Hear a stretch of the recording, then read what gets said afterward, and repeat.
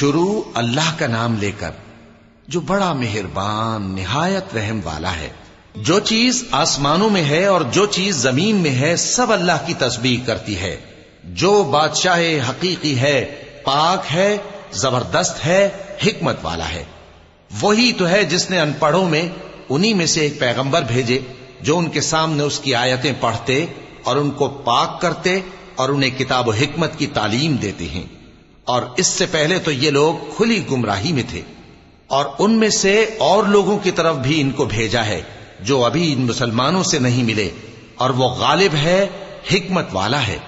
یہ اللہ کا فضل ہے، جسے چاہتا ہے عطا فرماتا ہے، اور اللہ بڑے فضل کا مالک ہے۔ جن لوگوں کو تورات کا حامل بنایا گیا پھر انہوں نے اس کے حامل ہونے کا حق ادا نہ کیا، ان کی مثال گدھے کی سی ہے جس پر بڑی بڑی کتابیں لدی ہوں۔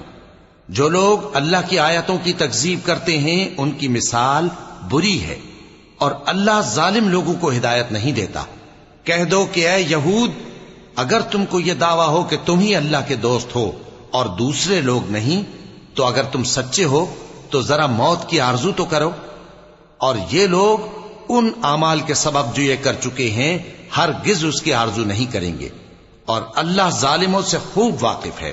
کہہ دو کہ موت جس سے تم بھاگتے ہو وہ تو تمہارے سامنے آ کر رہے گی، پھر تم پوشیدہ اور ظاہر کے جاننے والے مالک کی طرف لوٹائے جاؤ گے، پھر جو کچھ تم کرتے رہے ہو وہ سب تمہیں بتائے گا۔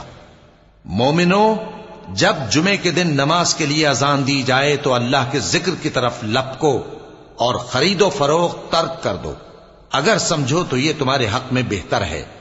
پھر جب نماز ہو چکے تو زمین میں پھیل جاؤ اور اللہ کا فضل تلاش کرو، اور اللہ کو بہت بہت یاد کرتے رہو تاکہ کامیاب ہو جاؤ۔ اور جب ان لوگوں نے سودا بکتا یا تماشا ہوتا دیکھا تو ادھر بھاگ لیے، اور اے نبی صلی اللہ علیہ وآلہ وسلم تمہیں خطبے میں کھڑا چھوڑ گئے۔